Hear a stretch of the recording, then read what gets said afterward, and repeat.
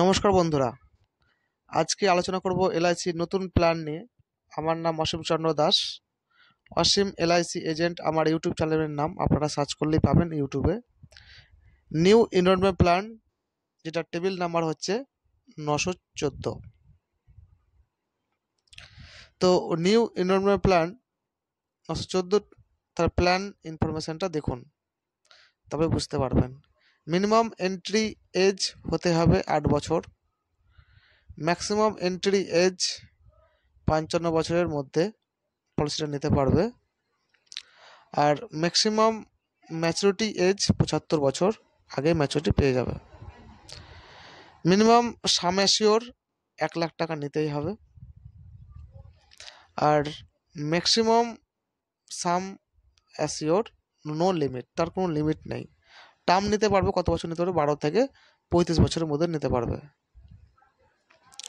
Income tax, আপনারা যদি LIC করেন ইনকাম ট্যাক্স থেকে বাঁচবেন। সারেন্ডার ভ্যালু, আপনি যদি এলআইসিটা চালাতে না পারেন তবেও আপনি 2 বছর যদি চালান তবে আপনার টাকা গ্যারেন্টি এলআইসি আপনাকে দেবে, সেটা 2 বছর আপনাকে চালাতে হবে। লোন বেনিফিট, আপনার যদি হঠাৎ কোনো টাকার দরকার পড়ে যায় তাহলে আপনি 2 বছর যদি আপনি ফুল চালিয়ে রাখেন তাহলে আপনি সেখান থেকে আপনার সময় আপনি নিতে পারেন, টাকা যখন দরকার পড়বে 2 বছর পর থেকে টাকা নিতে পারবেন। তাহলে আপনাকে টাকা জমা যদি করেন তাহলে মোডগুলো জানতে হবে, তাহলে আপনি ইয়ারলি টাকা এলআইসি জমা করতে পারেন। আপনি বছরে 2বার জমা করতে পারেন, হাফ ইয়ারলি জমা করতে পারেন, আর আপনি কোয়ার্টারলি জমা করতে পারেন। বছরে 4বার যদি জমা করেন তাহলে কোয়ার্টারলি আপনি জমা করতে পারেন।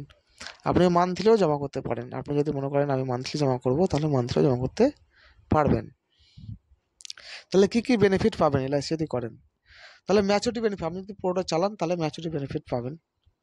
আপনি ডেথ ক্লেম পাবেন, এলআইসি থাকলে তার লাইফ ইন্স্যুরেন্স থাকে তাহলে ডেথ ক্লেম পাবেন, হঠাৎ কিছু হয়ে গেলে সেটা ডেথ ক্লেম বলে। রাইডার বেনিফিট, এলআইসির সঙ্গে রাইডার বেনিফিট থাকে, তার ডবল টাকাটা পাই, রাইডার বেনিফিট নিতে হবে। লোন বেনিফিট, আপনার হঠাৎ কোনো টাকা দরকার পড়লো তাহলে আপনার কারোর কাছে হাত পাততে হবে না, আপনি এলআইসির কাছ থেকেই টাকা নিতে পারবেন। ট্যাক্স বেনিফিট, যেটা এলআইসি সরকার অনেক ট্যাক্স নেয়, অন্য কোনো কিছু টাকা রাখলে, এলআইসিতে করা থাকলে এলআইসি ট্যাক্স নেবে না, ট্যাক্স ফ্রি এলআইসি। এবার ফিচার্সটা দেখুন, আপনি যদি ধরেন কি ইয়ারলি যদি আপনি 48,142 টাকা জমা করেন তাহলে আপনি ওই টাকাটা যদি আপনি বেশি হয়ে যায় তাহলে আপনি হাফ ইয়ারলি জমা করতে পারেন 24,328 টাকা, কোয়ার্টারলি 12,992 টাকা, মান্থলি 4,097 টাকা, আর যদি আপনি ডেলি করেন তাহলে 131 টাকা। তাহলে প্রতি বছর থেকে দ্বিতীয় বছর টাকাটা কমে যায় আপনার, তারপরে আপনার 47,106 টাকা হয়ে যাবে, কোয়ার্টারলি 23,804 টাকা হয়ে যাবে। যদি আপনি কোর্টে জমা করেন তাহলে 12,028 টাকা, আর মান্থলি 4,009 টাকা, আর ডেলি হচ্ছে 129 টাকা। তাহলে আপনার সাম অ্যাসিওর হবে 10 লাখ টাকা। এই 10 লাখ টাকা আপনি সেটা 21 বছরের মধ্যে আপনি জমা করতে পারবেন। আর আপনি যদি 10 লাখ টাকা জমা করেন তাহলে আপনার টোটাল জমা পড়বে, সাম অ্যাসিওর 10 লাখ টাকা, টোটাল জমা পড়বে আপনার 9,90,262 টাকা।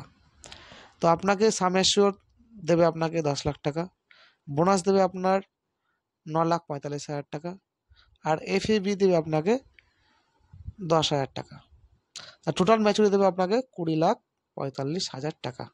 আপনি সেটা ম্যাচুরিটির সময় সেটা 20 লাখ টাকা পেয়ে যাবেন। এবার যদি কোনো তার আগে যদি কোনো আপদ বিপদ হয় তাহলে ফ্যামিলি সাপোর্ট করার জন্যে তখন তাকে কত টাকা দেবে? সাম অ্যাসিওর তাকে 10 লাখ টাকা, যতদিন পলিসি চলেছে তার বোনাস সমেত টাকাটা দেবে।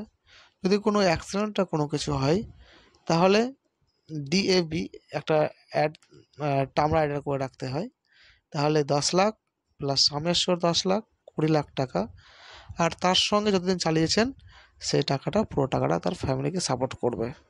আপনার ড্রিম আপনি রাখতে পারেন, আপনি আপনার ফ্যামিলিকে জন্য, আপনি বাড়ি করার জন্য হোক, কম্পিউটার কেনার জন্য হোক,